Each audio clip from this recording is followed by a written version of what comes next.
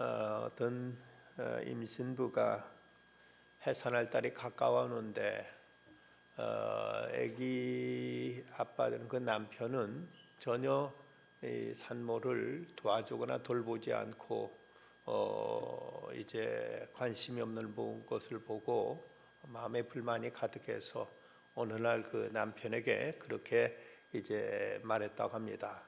당신은 다음 세상에서 여자로 태어나서 나처럼 좀 아기 좀 낳아봐야 되겠다고, 1년 동안 아기를 뱃속에 지니고 있는 거 얼마나 힘든 줄 아느냐고 이렇게 남편한테 이제 불평을 했습니다. 그저 그 남편도 지지 않고 이렇게 대꾸를 하더랍니다. 나는 당신이 다음 세상에 태어나서 임신한 여자하고 한번 살아봤으면 좋겠다고, 임신한 여자와 사는 것이 얼마나 힘든지 아느냐고 이렇게 말하더랍니다. 이런 사람 같으면 저 세상으로 가서 그럴 것이 아니라 이 땅에서도 한번 바꿔서 해봤으면 좋겠지요. 한 아기를 출생한다는 건 얼마나 어렵고 힘든 일인가. 그래 옛날 우리 어머니들은 자식을 낳으러 들어갈 때는 벗어놓은 신발을 다시 돌아보았다는 이런 얘기도 있습니다. 그런데 며칠 전 언론 보도에 의하면은 미국에 살고 있는 그 마가렛 부머라는 여자가 텍사스에 살고 있는 이 마가렛 부머라는 여자가 한 아기를 2번 낳았다는 이런 기사를 보신 분이 계실 겁니다. 아이가 16주째 되었을 때 초음파 검사를 했더니 아기 꼬리뼈 부분에 종양이 발견돼 가지고 이대로 두면 아이에게 치명적인 위험이 있겠다 싶었는데, 그대로 낳을 때까지 기다려서는 이 종양이 점점 커질 것 같고 해서 이제 제왕절개로 미리 아이를 꺼내서 20분 만에 수술을 해서 제거하고 다시 뱃속에 집어넣었다가 36주째 되었을 때 아이를 출산하게 됩니다. 그래서 이 아이는 2번 엄마 뱃속에서 나오게 되는 이런 세계적인 진기록이 의학사상 최초로 일어난 것이 며칠 전 언론에 보도된 적이 있습니다. 2번 세상에 태어났다고 말할 수 있겠죠. 그런데 루소는 그런 말을 한 적이 있습니다. 사람은 2번 태어난다. 한 번은 존재하기 위해서, 또 한 번은 일하기 위해서. 산다는 것은 숨 쉬는 것이 아니다. 뭔가 뜻 있는 일을 하는 것이다. 사람은 2번 태어난다고 말합니다. 하나는 우리 어머니 뱃속에서 자연적인 육체적인 출생을 하는 것이고, 또 하나는 자기가 살아가면서 내가 무엇을 위해 살 것인가 하는 신적인 부르심을 받는, 나의 존재의 이유, 나의 일생의 사명을 깨닫는 것, 이것이 2번째 탄생이라고 엘린 루소는 이런 말을 한 적이 있습니다. 오늘 성경에 보면 모세의 소명, 모세가 하나님께로부터 부름받는 장면이 나타나 있습니다. 이 소명이란 말을 영어로 vocation이라고 하는데, 이 vocation이란 말은 그 라틴어의 보카티오라는 말에서 유래됐다고 합니다. 이 보카티오라는 말은 부르심이라는 뜻을 가지고 있는 말인데, 그래서 이제 우리는 하나님께로부터 부르심 받은 존재, 그리고 이것은 단순히 하나님의 사람, 하나님의 자녀로 부르심만이 아니라 어떤 사명애로, 우리가 무엇을 위해서 살아야 될 것이냐는 그 소명애로의 이제 부름이다고 이렇게 말할 수가 있습니다. 특별히 교역자 혹은 성직자에게 가장 중요한 것은 이 소명의식이라고 생각합니다. 이화여자대학교에서 오래전에 여자생들한테 남편감의 직업에 대해서 설문조사를 한 적이 있었다고 합니다. 그때는 아주 오래전이었던 것 같은데, 그때 목사를 배우자로 생각하는 사람은 극히 소수였고 맨 꼴찌에서 몇 번째로서 이발사 다음이었다는 이런 얘기가 있었습니다. 그런데 한참 교회가 부흥하던 때 1970년대 말쯤, 이때 조사에 의하면은 무려 랭킹 3위로 뛰어올랐다고 합니다. 그 당시는 뭐 대단히 목사도 상당히 인기 있는 직업 중에 하나였던 모양입니다. 그래서인지 제가 신학교에 들어갔던 1980년도에 저 같은 그부들 가운데 소위 스카이 출신들도 꽤 들어왔습니다.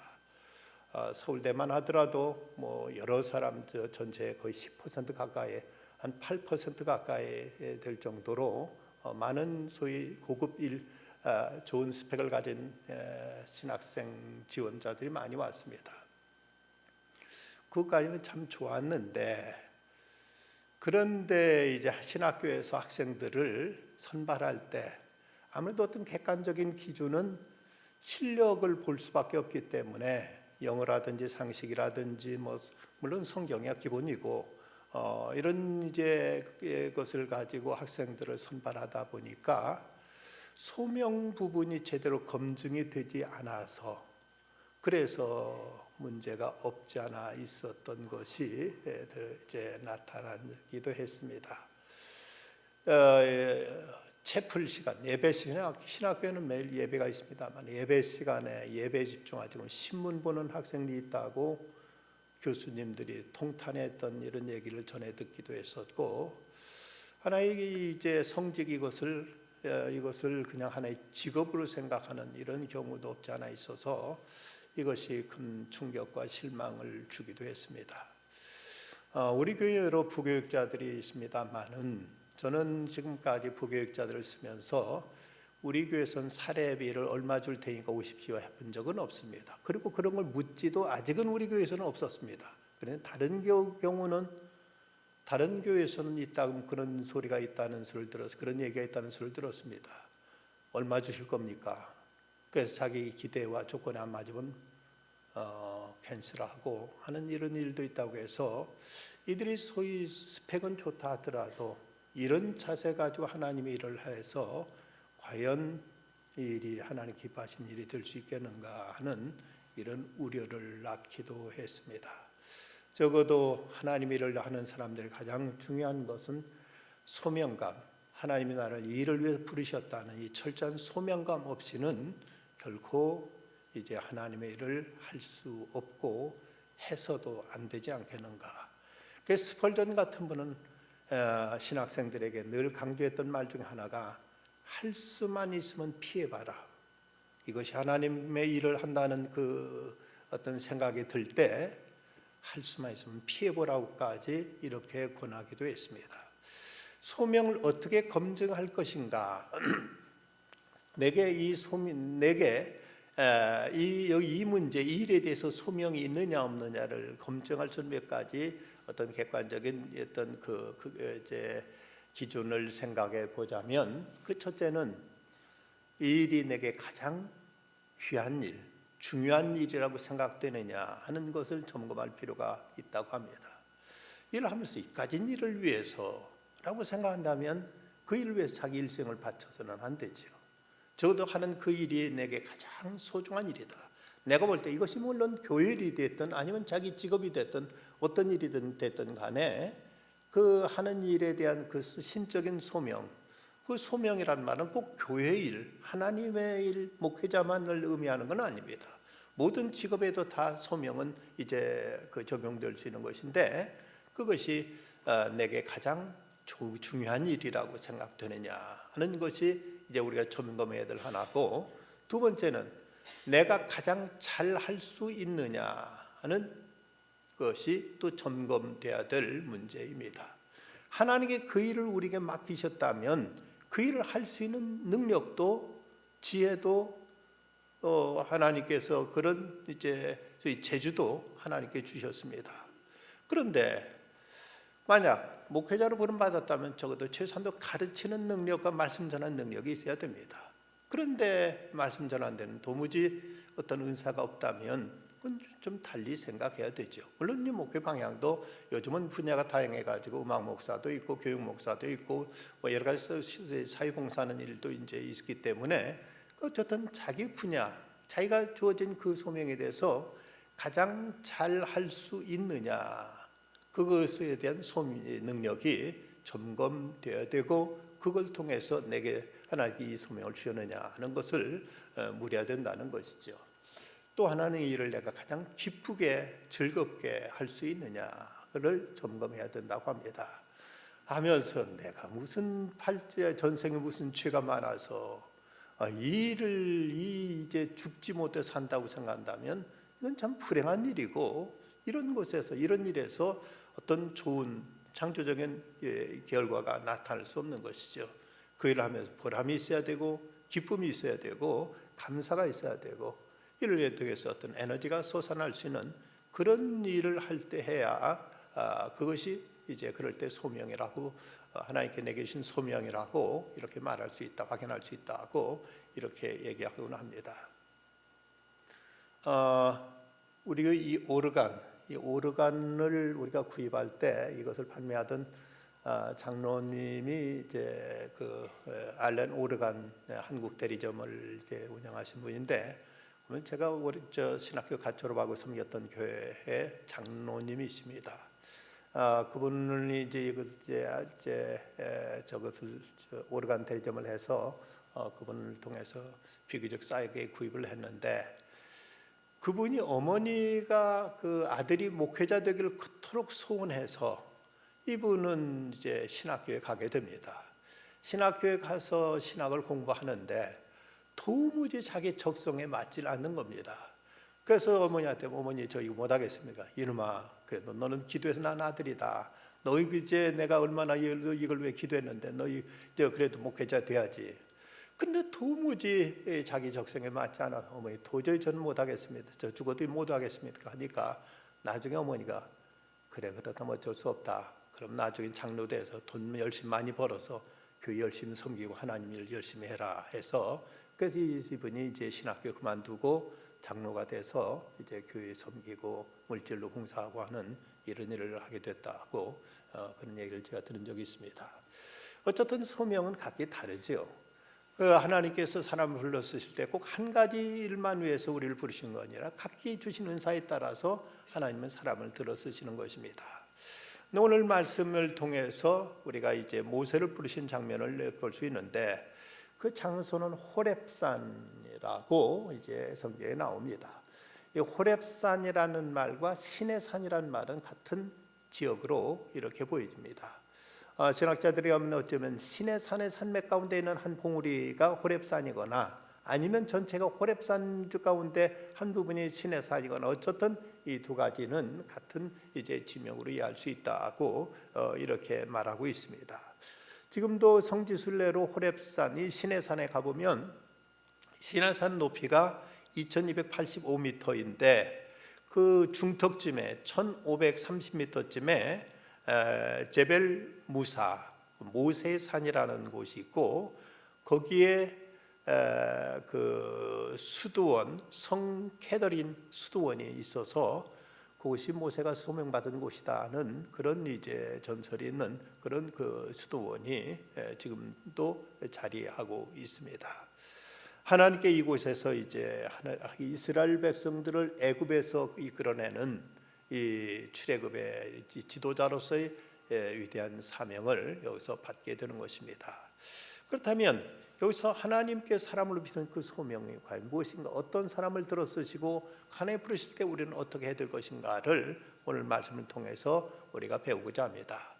먼저는 하나님께서 사람 들어 쓰실 때 하나님은 어느 때든지 어떤 경우든지 성실하게 자기 일 열심히 하는 사람을 들어 쓰십니다. 자기 일 열심히 하는 사람을 하나님은 불러 쓰신다는 것입니다.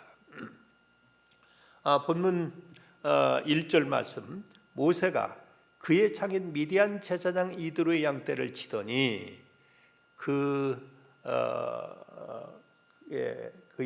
그때를 광야 서쪽으로 인도하여 하나님 산 호렙에 이르매.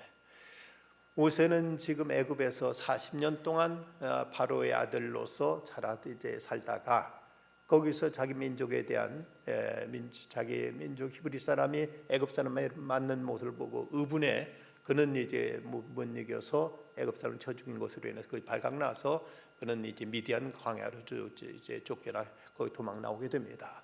거기서 이제 시보라를 만나서 결혼하게 되고, 그리고 장인 이드로의 양을 그는 치면서 그러면서 무려 40년의 세월을 보내게 되는 것입니다. 그런데 오늘 말씀 있는 대로 그는 거기서 빈둥빈둥 놀고 자기 신세 타령하고 허송세월 보낸 것이 아니라 그는 이제 이 미디안 광야에서도 자기 장인의 양이지만 그는 거기서 열심히 그 양치는 일을 위해서 열심히 최선을 다하고 성실하게 일했던 것을 볼 수가 있습니다.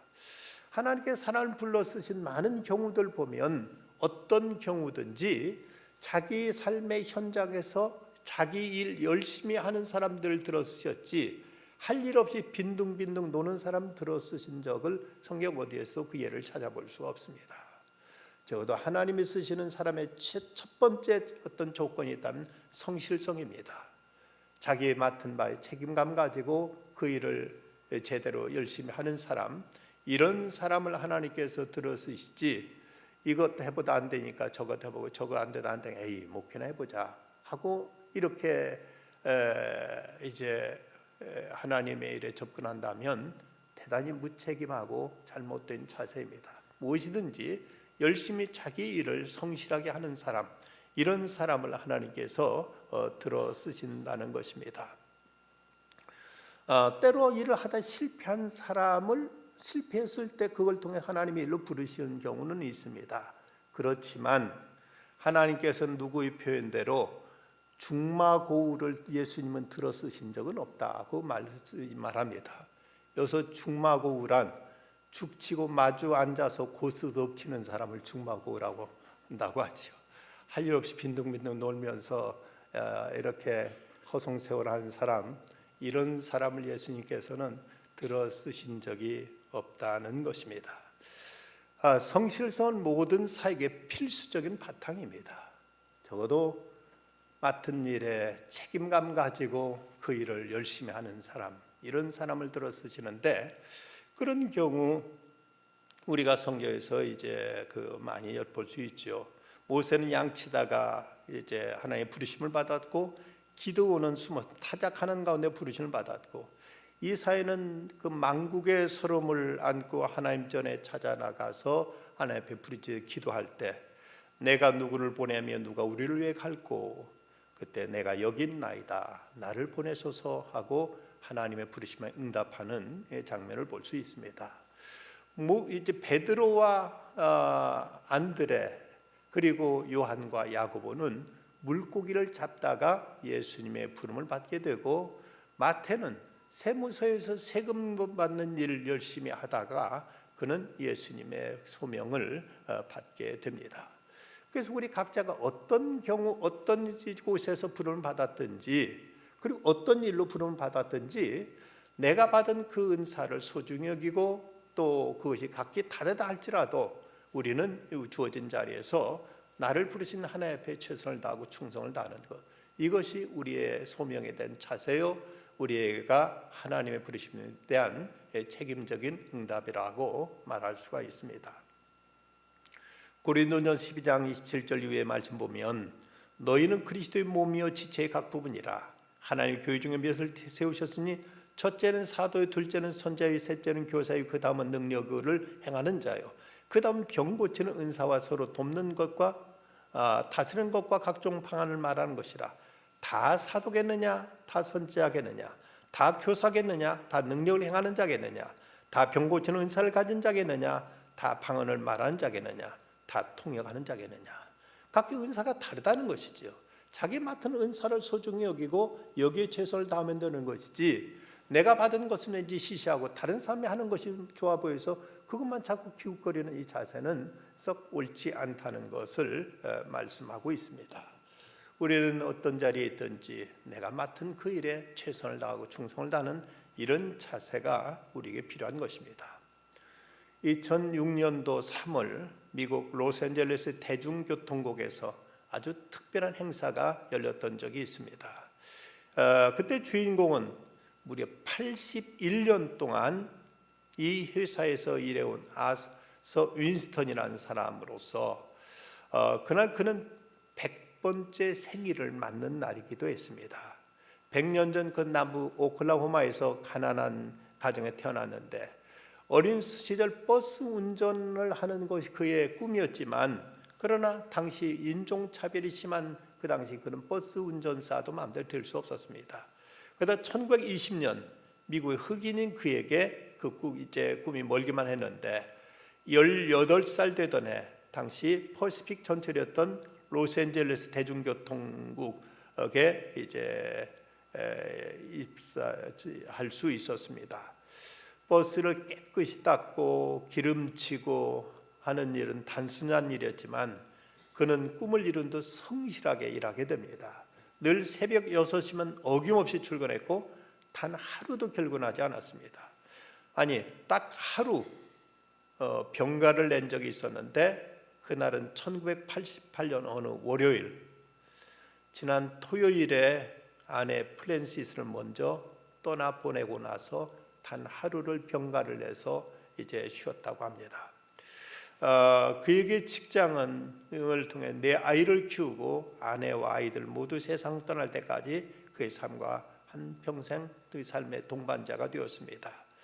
1996년 빌 클린턴 당시 미국 대통령은 그를 세기의 일꾼이라고 표창했고, 한 사람이 같은 직장에서 무려 81년을 일했다는 것은 참으로 놀라운데, 단지 연도만 길었던 것이 아니라 그는 81년 동안 딱 하루만 병가를 냈을 뿐 한 번도 직장을 빠진 적이 없었다고 합니다. 로스앤젤레스 대중교통국은 1997년 그가 담당했던 제5구역을 그의 이름을 따서 아서 윈스턴 구역이라고 그 거리를 이름 붙여주기까지 했습니다. 100세 나이로 생일을 맞으며 퇴직하던 그날 그는 언론과 인터뷰에서 이런 말을 합니다. 평범한 버스 수리공인 나에게 이런 특별한 일이 일어나다니 모두에게 감사합니다. 앞으로 무슨 일을 하든 쉬지 않고 움직일 겁니다. 내 나이에 앉아버렸다가는 못 일어나면 큰일이니까 말입니다. 라고 이런 말을 남겼다고 전해집니다. 버스 운전하는 데 있어서 이런 성실함이 필요하다면 우리가 하나님의 일을 하는 데 있어서는 더더욱 말할 나위가 없습니다. 우리는 무슨 일을 하든지 하나님께 들어 쓰시는 사람은 반드시 자기 맡은 일에 성실하게 책임감 가지고 일하는 사람을 하나님을 쓰신다는 사실을 잊지 말아야 됩니다. 그러면 하나님께서 우리를 부르실 때 우리는 마음 문을 열어야 될 것입니다. 보면 3절 말씀 보면 이제 모세가 이르되 내가 돌이켜 가서 이 큰 광경을 보리라 하고 이렇게 말하고 있습니다. 하나님의 사자가 그 사막 떨기나무 가운데 그곳에 불꽃 가운데 나타나는데, 근데 보니까 불꽃은 분명 펴 있는데 그러면 나무가 불에 살라 없어져야 되는데 왜 살라 없어지지 않고 그대로 불꽃만 벌겋게 타오르는 모습을 보고 이제 여기서 그 모세는 내가 가서 보리라 하고 이제 거기에 호기심을 가지고 다가서는 모습을 보여주고 있습니다. 우리가 어떤 사실에 대해서 하나님의 계시에 대해서 하나님의 말씀에 대해서 우리를 그대로 믿고 받아들이는 자세와 함께 우리는 그것을 깊이 탐구하고 연구하고 그것을 살피고자 하는 이런 열심도 함께 필요합니다. 그래서 데살로니가 교회 성도들에 대한 칭찬 가운데 사도행전 17장 말씀 보면 베레아에 있는 사람들은 데살로니가 있는 사람들보다 더 너그러워서 간절한 마음으로 말씀을 받고 이것이 그러한가에 날마다 성경을 상고함으로, 성경을 단지 읽는다는 것만 우리가 내야 할 일을 다 했다는 것이 아니라 깊이 상고하는 묵상하는 자세가 필요하듯이 하나님의 어떤 계시가 나타날 때 이것을 깊이 관찰하고 이것이 과연 하나님께 내게 주시는 어떤 사인인가, 어떤 계시인가를 알고자 하는, 찾고자 하는 이런 자세가 필요합니다. 성경은 나타나 있지 않습니다만 전해오는 예수님 말씀으로 전해오는 전승 가운데 이런 말이 있습니다. 찾는 자는 그가 찾을 때까지 멈추지 말지니라. 찾으면 놀라게 될 것이며 놀라면 그는 하늘나라에 이르게 되고 하늘나라에 이른즉 그는 안식할 것이니라. 찾는 자는 찾을 때까지 멈추지 말지니라. 우리가 어떤 사안에 대해서 이것을 깊이 탐구하고 이걸 통해서 무언가 하늘의 뜻을 찾고자 하는 이런 열린 마음, 이런 자세가 우리가 하나님의 부르심을 확인하고 깨닫고 찾는 일에 있어서 대단히 필요한 자세라는 것입니다. 모세가 하나님 부르심을 받는 과정 속에 그는 떨기나무 불꽃 가운데 나타난 하나님, 그곳에 다가가서 그것을 살피고 그것을 확인하고 그것을 보고자 하는 이런 열망으로 그에게 다가갔던 것을 볼 수 있습니다. 성실한 모든 인생을 향한 가장 보편적인 요구이지만, 그러나 이 성실한 사람이 때로는 소명의 응답에 실패하는 경우가 있는데, 때는 그 성실함이 하나의 어떤 타성에 대해서 그냥 늘 반복적으로만 움직일 뿐 그 어떤 의미를 찾거나 거기서 어떤 메시지를 캐내는 일에 있어서 실패하는 경우가 있습니다. 우리는 우리 일상 속에 맡은 바 열심히 일하지만, 그러나 그러면서도 우리들의 영혼, 우리들의 심령은 늘 깨어 있어야 된다는 사실입니다. 하나님께 언제 우리에게 어떻게 말씀하실 것인가, 하나님께 오늘 매일 반복되는 삶이지만 이런 반복되는 생활 속에서도 우리에게 어느 순간 다가오셔서 말씀하시는 하나님, 어느 순간 우리에게 찾아오셔서 성령으로 뜨겁게 역사하시는 그것을 사모하고 그것을 찾고 그것을 기대하는 이런 마음이 우리에게 필요합니다. 예수님께서는 이런 마음에 대해서 깨어있는 마음, 깨어있으라는 말로 예수님께서는 이제 표현하셨습니다. 예수님이 당신의 재림에 대해서 말씀하시면서 이제 깨어있지 못한 상태에 대해서 경계하시기를 이런 말씀을 하십니다. 홍수전에 노아가 방주에 들어가던 날까지 사람들이 먹고 마시고 장가들고 시집가고 있으면서 홍수가 나서 그들이 다 멸하기까지 깨닫지 못하였으니 인자의 맘도 이와 같으니라. 여기서 예수님 말씀하고자 하시는 것은 시집 가고 장가 가고 먹고 마시고 하는 것들이 나쁘거나 이것을 탓하시는 말씀이 아닙니다.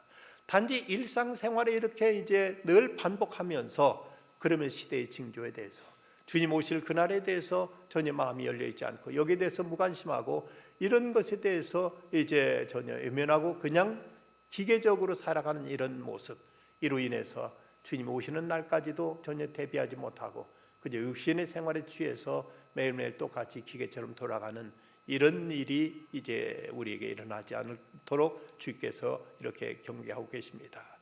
모세는 그가 맡은 일에 열심히 그는 성실하게 일했지만, 그러나 하나님께 그에게 찾아오셨을 때 그는 하나님을 찾고자 하는, 하나님의 그 계시를 보고자 하는 이런 열망을 가지고 거기에 다가간 것을 볼 수가 있습니다. 하워드 슐츠라는 사람이 1953년 미국 뉴욕의 그 브루클린에 되게 가난한 가정에 태어났는데, 그는 어려서부터 스포츠맨이 되기를 원해서 대학에 들어갈 때 그는 노던 미시간 대학의 미식축구 쿼터백 장학금을 받고 들어갔습니다. 그래서 그는 이제 미식축구 스타로서 성공을 원했지만, 그러나 대학에 들어가서 별로 그는 두각을 나타내지 못하고 대학을 졸업합니다.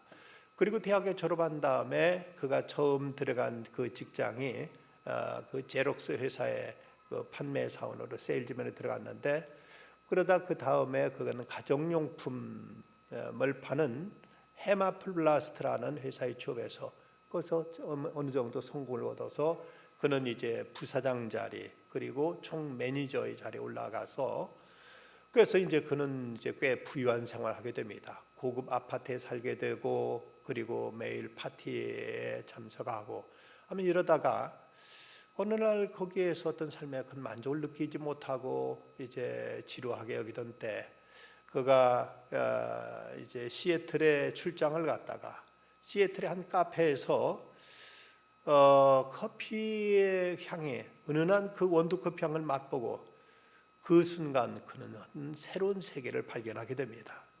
커피 향을 만드는 그 커피점이 마치 종교 의식을 행하는 어떤 이제 거룩한 성전처럼 느껴지면서 그가 마시던 커피는 이전에 마시던 커피는 전혀 다른 것이라고 생각합니다. 그는 그 커피 환상에서 벗어나지 못하고 그는 돌아와서는 그동안 자기가 다니던 직장을 때려치고 그리고 시애틀로 가서 그 커피숍의 매니저로 다시 인생을 출발합니다. 그리고는 1985년 원두 커피 구변을 위해서 이태리의 밀라노에 갔을 때, 그 밀라노에는 한 그 에스프레소 그 커피숍에서 사람들이 앉아서 얘기하는 모습이, 저 사람들은 지금 단지 커피만 마시고 있는 것이 아니라 거기서 와서 인생을 논하고 우정을 나누고 거기서 저들의 삶을 지금 향유하고 있구나 하는 사실을 깨닫고, 그렇다, 커피숍은 단순한 커피만 파는 곳이 아니라 가정과 직장과는 또 제3의 어떤 성소에 든다는 이런 어떤 이제 그 마음의 그 환상이 깨달음이 그에게 다가옵니다. 그로 인해서 그는 뭔가 자기의 사명을 찾게 되는 것이죠. 저 사람들은 커피를 파는 사람이 아닌 신비와 로맨스와 문화를 파는 사람들이다. 그리고 이 약속의 땅으로 사람들이 인도해야 되겠다고 마음먹고 그는 흥분해 가지고 아내한테 이런 전화를 합니다. 여보, 나는 지금 하나님 나라에 와 있어. 난 이제 어디에서 어떻게 뭘 위해 살아야 될지를 깨달았어. 여기 있는 시애틀이라오. 난 여기 스타벅스의 비전을 펼칠 것이요. 여보, 난 드디어 성지에 온 것이요 라고 이렇게 외치고는 그가 시작한 것이 스타벅스 커피입니다. 그는 단지 커피를 파는 단순히 여러 직업 중 하나지만 그러나 거기서 자기 소명을 찾았고 이것이 자기의 성직이라고 여기면서 그 일을 위해서 자기의 삶을 불사르게 되면서 세계적인 위대한 브랜드를 만들어내게 된 것입니다. 우리는 하나님께서 우리를 어떤 일로 부르시든지 열린 마음으로 어떤 모든 매사에 관찰력을 가지고 우리가 대하게 될 때 하나님께서 신비한 것을 통해서 전혀 예상치 못한 일을 통해서 우리를 당신께서 주시는 하나님께 주시는 그 위대한 소명으로 부르시는 것을 우리는 이제 찾게 될 것입니다. 그런가 하면 우리 하나님 부르심 앞에 진작에 아멘으로 응답할 수 있어야 됩니다. 4절 말씀 보면 여호와께 그가 보려고 돌이켜오는 것을 보신지라 하나님이 스덜기나무 가운데 그를 불러 이르시되 모세야 모세 하심에 그가 이르되 내가 여기 있나이다 하고 이렇게 이제 대답하면서 하나님 부르심 앞에 한 걸음 다가옵니다. 물론 이제 하나님께 그에게 내 백성 이스라엘 애굽에서 이끌어내라 하고 명령하실 때 그는 한때 거절하지요. 하나님 나는 말을 못합니다. 내가 그 전에 어떻게 실패했는데 또 내가 그 바로한테 찾아가 무슨 말 한답니까? 나 거기가 맞아 죽습니다. 이러면서 이제 그가 하나님께 거절하고 발뺌을 합니다마는 하나님께서는 내가 사람 붙여주겠다. 말 잘하는 내 형 아론을 붙여줄 테니까 이제 함께 가도록 해라. 아닙니다. 저 못 갑니다. 나중에 하나님께 화를 내시면서 이제 내가 너와 함께 하리라 하고 하나님이 약속하십니다. 하나님 우리를 부르실 때 내가 할 수 있느냐 못하느냐 하는 것은 문제가 되지 않습니다. 하나님 부르신다면 우리는 그저 아멘 할 것입니다. 그렇다면 여기에 하나님께서 할 수 있는 능력은 하나님께서 부어주시는 것이고 하나님께서 우리에게 새로운 가능성을 열어주시게 되는 것입니다. 영어로 책임을 말하는 responsibility라는 말은 response, 응답이란 말과 ability, 능력이란 말에 결합된 말로서 진지하고 적절하게 반응하면 응답에 따른 그 일을 수행할 수 있는 능력이 주어진다는 이런 뜻을 가지고 있다고 합니다. 이 책임이란 말, responsibility란 말은 response, 응답이란 말과 ability란 말에서 합쳐진 것, 바로 이걸 통해서 우리가 바르게 응답하면 능력은 주어진다. 능력은 따라온다는 말. 이것이 책임이라는 단어로 이제 새롭게 해석되어지는 것입니다. 예수님께 제자를 부르실 때 나를 따라오너라. 내가 사람 낚는 어부가 되게 하리라 하고 말씀하십니다. 주님께 우리를 따라오라고 말씀한 우리가 할 일은 순종일 뿐입니다. 그러면 주님께서 사람 낚는 능력도 함께 우리에게 주시는 것입니다. 일본의 평신도 지도자이자 사업가로 유명한 혼다 순베이라는 사람이 있습니다. 이분은 사업에 이제 아주 바쁘게 사업에 시달리다가 은퇴한 다음 너 이제 모든 일에서 이제 다 물러나고 보니까 너무 무료하고 한가하고 삶에 이제 허물을 느끼게 됩니다. 할 일이 없으니까 이제는 내가 살 필요가 없다고 이런 생각까지 들게 됩니다. 이것은 사는 것이 아니다 하고 실망하다가 어느 날 이제 놀러 온 손자가 함께 놀다가 지쳐서 옆에 이제 쓰러져 잠들었는데 그런데 이 어린 손주 녀석이 잠을 자다가 잠꼬대를 합니다. 근데 잠꼬대하는 소리를 가만히 들어보니까 할아버지 나 이거 만들어주세요. 이거 도와주세요 하는 이런 말을 듣고 그런 큰 충격을 받습니다. 저 아이한테는 내가 필요하구나. 저 아이는 나를 필요로 하구나 하는 이 말을 듣고 자기가 필요한 존재라는 것을 깨닫고 새로운 어떤 인생의 어떤 활력을 찾게 되고 자기의 새로운 일을 그는 발견하게 됩니다. 우리는 하나님께 필요하셔서 하나님께 우리를 원하셔서 세상에 두셨습니다. 하나님께 무엇인가 우리를 통해서 우리만이 해야 될 그 일이 반드시 있기에 우리 세상에 보내셨다면 우리는 그 하나님의 부르심을 우리는 발견해야 되고 그 부르심 앞에 우리는 응답하고 여기에 책임 있게 우리는 반응해야만 됩니다. 사람은 세 종류의 인생이 있다고 합니다. 하나는 생존하는 인생, 그저 살아가는 인생입니다. 두 번째는 나름대로는 어떤 이제 목표를 세우고 열심히 그것을 성사시키기 위해서 노력하는 성공지향형의 인생이 있습니다. 또 하나의 인생은 소명에 응답하는 인생입니다. 하나님의 부르심 앞에 하나님께서 우리를 쓰시길 원하는 그 길에 응답하는 인생, 이것이 참된 인생이요, 이것이 참된 삶의 보람과 행복이 보장되어 있는 삶입니다. 우리는 단지 돈만 많이 버는 것이 인생의 성공이 아니고 높은 자리에 올라가는 것만이 이것이 내 할 일은 아닙니다. 중요한 것은 하나님이 나를 어떻게 쓰시길 원하느냐. 이건 물론 이제 어떤 성직도 여기 포함될 수 있고, 아니면 이제 경제인으로서, 아니면 어떤 정치인으로서, 아니면 어떤 관료로서, 아니면 회사원으로서, 아니면 심지어 가정주부로서 하나님께 우리 각자에게 소명을 주십니다. 내가 할 일이 무엇인가를 바로 알고 거기 응답하며 살아가는 중에 그때 하나님께 말씀하십니다. 내가 정녕 너와 함께 있으리라. 내가 너와 함께 하리라고 말씀하십니다. 거기에 모든 가능성이 있고 여기에 모든 이제 기쁨과 행복과 보람이 있고 여기 우리 삶을 살아가는 참된 삶의 의미가 바로 여기에 있습니다. 하나님, 내가 아직 소명을 발견하지 못했다면 내 있는 자리에서 열심히 맡은 일 성실히 감당할 것입니다. 언제 하나님께 내게 뭐라고 말씀하실까 민감하게 예민하게 관심 갖고 있다 보면 하나님께 어느 때 우리에게 찾아오셔서 명하실 것이고, 그때 하나님 부르심 앞에 우리는 성실함으로 응답해서 충성을 다하는 중에 하나님께 늘 함께 하시고 하나님께 우리를 들어 당신의 영광 드러내시고, 그런 중에 우리 삶이 가장 하나님 앞에 아름답게 꽃 피우고 열매 맺고 충만한 하나님의 은혜로 가득 채워지는 이런 삶이 되어지기를 간절히 기원합니다. 기도하십시다. 거룩하신 아버지 하나님, 모세를 불러서 이스라엘 백성 구원하시는 위대한 사역을 이루실 때 하나님 저를 이제 가시나무 떨기 가운데 나타나셔서 부르셨습니다.